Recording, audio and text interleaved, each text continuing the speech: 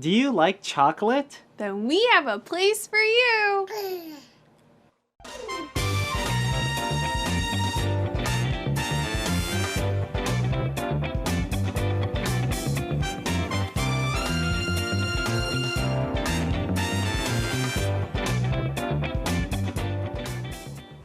Hi, welcome to Around the World with Joshua and Alyssa, episode 148. Thank you for joining us as we tell you some more about the Dominican Republic today. And I'm really going to enjoy this one. We're out of focus. What? Oh no. We're also huge. And also we forgot to take away the hidden item from last. Oh, what was that? This blanket. Huh. Why are we not in focus? Weird. Let's try this. Here, let me turn off this view and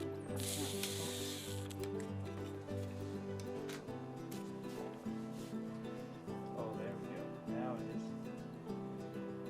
Yeah. Okay. I said we were huge.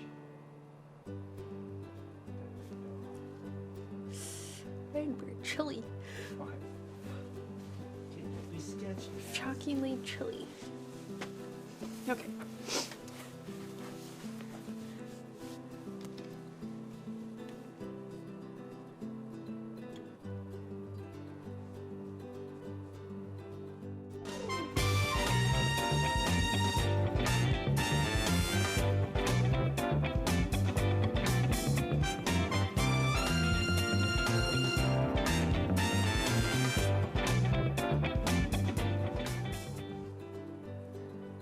Hello, welcome to episode 148 of Around the World with Joshua and Alyssa.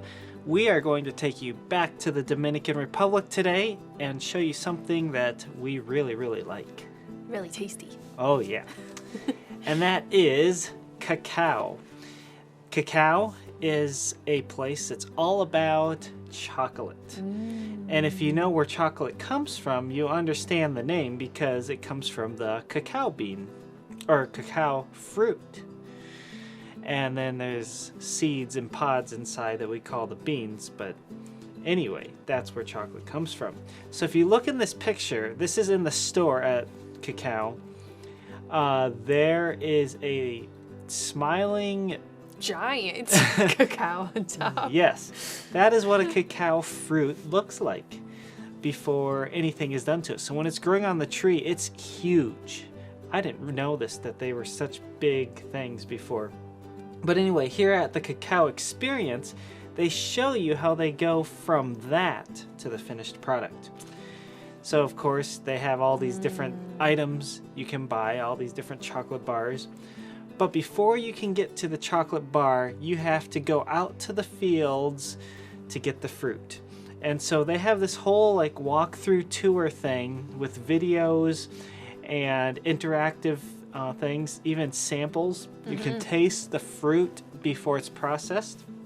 Kind of weird. Yeah. So they show you how this all works. So these farmers will pick these huge fruits off the trees, and then they will pop them open and take out the insides with all the different fruits and seeds and such. And then they will ferment these things. This whole long process before you can get to what we know as chocolate.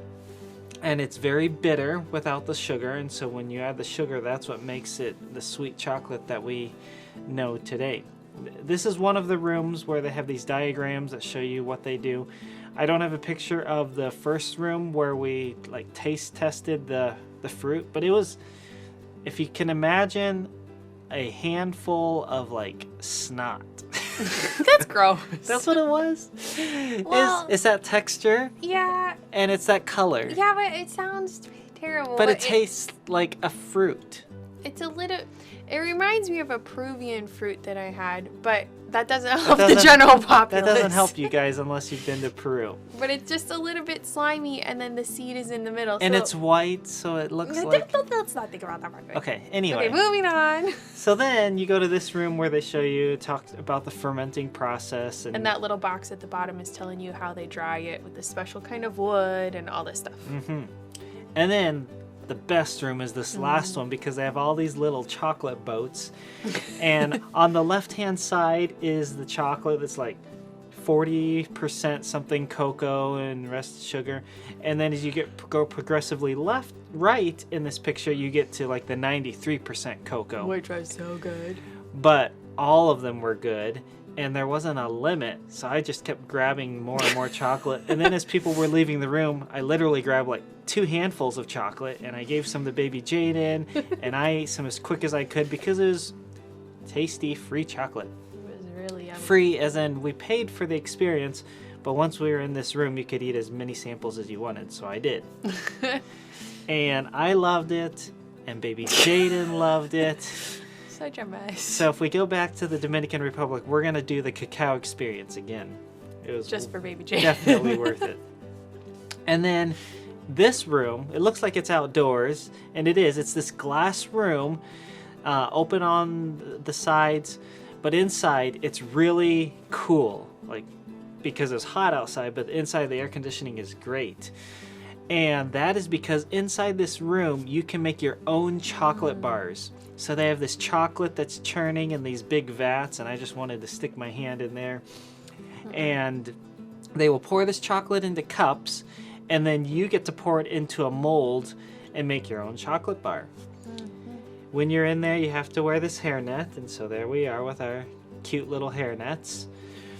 And then you can see on the right side is the counter where we made our chocolate bars. And one of those cacao pods. Yeah, there it is. So that's the product before you get to what we eat. And so yeah, they give you these plastic molds, and you pour your chocolate in there, and then you can put on like dried cranberries and sesame seeds, or you can just have it plain. Mm-hmm. And then you go back into the chocolate store, and you have all these fancy different chocolate items you can buy, and the fresh chocolate treats, which we didn't buy because... And they had chocolate coffees and ice creams and... Because they were expensive. All that stuff. And they had that other stuff. But it looks really good. Mm-hmm. So that is the cacao experience in Santo Domingo, so the capital of the Dominican Republic. You need to go if you're there. It's not really too expensive, especially for what you get to learn. Like, I learned these things that I didn't know about how chocolate was made, and it was really cool. And making your own little chocolate bar is kind of a fun experience, too. Yeah. And then before we left the country, we went back and bought some huge 1 pound chocolate. Or they were like... Yeah, they were a little over 1 pound, 500 grams. So they're 1 pound chocolate bars, and there's a really good price for what we got. So we got some for our family members, and it's healthy, as in it doesn't have all the added preservatives and things that you might find in American chocolate. I think it was considered organic too. Like, yeah, it didn't have all the pesticides and stuff sprayed on it. Yeah, so it was really good. It was very good especially for what we paid. Yeah. So I have some more story to tell you today. And I'm going to go eat some chocolate. We left off with Pasha being in the orphanage, and he really did not like it at all, and so he was planning his escape. And he did escape. So he finally couldn't handle it anymore. He was done with the orphanage. So he found his chance. He climbed out of a window and he ran away. And he ran really fast and really hard. Probably like at least 4 miles until he got to the edge of this little forest. And then he began to walk because he felt like he was getting far enough away that probably people wouldn't just like see him from the orphanage or anything. He was really glad to be out of there. Well, as it got closer to nighttime, he kind of wandered into the forest a little bit, but not too far because he didn't want to get lost. And he found a place to sleep. But as he was sleeping, all he could do was dream about people chasing him and finding him and taking him back to the orphanage and making him drink more and more soup. That terrible fish soup. He didn't have anything to do with it. And he did keep thinking about his sister, and he was really sad that he didn't know where she was, and he was really hoping that she hadn't died of the same sickness that his parents had died from. Well, he got up the next day and kept going, kept walking right along the edge of the forest, and he thought he would just return to where his family had lived before. And he thought if he just kept going long enough, eventually he would get back there. Well, the next night he wandered a little bit deeper into the forest to sleep, and he was awoken the next morning by somebody's rough boot kicking at him and saying, "Hey, what are you doing here?" And he looked startled, and at first he thought it was somebody who was going to take him back to the orphanage. But they said, "Who are you, and why are you here? Where did you come from? What's your name?" And they asked him all these questions, and he realized these weren't people from the orphanage, so he wasn't quite as scared. They said, "Well, hey, don't be afraid. Just tell us where you're from."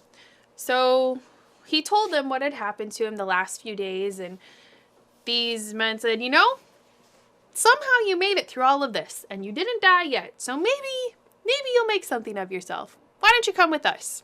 Come on." Well, Pasha wasn't going to say anything to contradict all these big guys, so he decided to go with them. A few more miles into the woods, and then they met up with somebody who is standing there with a bunch of horses, and the men all started to get onto the horses, and one of the men scooped down and dragged Pasha up and sat him in the horse in front of him. Pasha was a little surprised, but I guess this is how he was going to travel through the woods some more. So they quickly began working their way through the forest, and these guys seemed to know the forest really well. They were getting deeper and deeper into it, and Pasha thought, I would have no idea where I'm going, but they knew where they were going. Till they made it, here we go, to an opening in the woods. And there they tied up the horses and kept walking until they were in an even bigger area. And Pasha saw some men and some women walking around. It looked like kind of like a housing, like people lived here. And then he saw what looked like guards standing outside, and he kept walking with these big men up to it. And once he got there, everybody kind of crowded around, and they wanted to know who he was and why he was so dirty. So finally Pasha was brought in front of a big man who looked like the leader of the village. He said, "What's your name, boy?" Pasha said, Pasha? The man said, "No, what's your family name?" And he said, "It's I can't remember it very well. Tikamoro," he said. My name means quiet peace." And the man laughed. He said, "Well, that name doesn't fit you. That doesn't work here." So they all kind of discussed among themselves. They said, "You know what? We're going to call you Greasy, because that's like what you look like. Look pretty dirty and greasy, and that will be a much better name for you." So from then on, Pasha was called Greasy. So that's kind of where the name of our story comes from, and that's where his nickname came from. Probably because he was at the orphanage and he was really dirty and eating all that gross fish all the time. So after a while, Greasy kind of adapted to this new life of living with these people, and he realized they were actually a band of thieves. So they would go to places and they would rob and take from people, and that's how they survived living out in the woods. They would even go and take people's food, they would take items, and at first it kind of bothered Pasha a little bit, but then after a while he just got used to it and thought this was his new way of life. He still kind of wondered what had happened to his sister, but he didn't know. He just adapted to living with the people, and he didn't let his conscience bother him anymore, and started taking and becoming just part of the group. And you're going to have to come back next time to find out what happens. Oh, we have a friend. We have a special guest. Hi, special guest. Yeah. Hi. And you're napping stuff. Hi. And here are the pieces of my chocolate. Yep, it looks like just a couple little bites left of your chocolate and sesame seed and craisins. It's so tasty, yeah. I had some dried cranberries and sesame seeds. It's really good, but it's falling apart. So that's proof that I made my own chocolate bar. Mm-hmm. All right, baby Jocelyn, we are going to tell them about another missionary who we met in the Dominican Republic, and his name is Pierre Predestin. And he is from Puerto Plata, which is up on the north side of the country. Well, he lives there, But really, he's not Well, from there. Yes. So that is where, did I say that's where he's from? Yeah. Well, he's from there now, but originally he's also from Haiti. Yes. And now he and his family are in Puerto Plata, which we did not know this until we got up there. It's a huge tourist destination, resort country. A lot of people are there for honeymoons. So we saw some where we stayed. So anyway, we're not talking about all that right now, but I did not know anything about Puerto Plata until I got there. And so here's Pastor Predestin, and he is quite the busy person. He is starting a church. He has an orphanage in Haiti, and he has one that he's starting here in the Dominican Republic. He also starts businesses so that people can, or basically so it can support the ministries that he's involved in. So he showed us a store. Oh man, I forgot pictures of the store.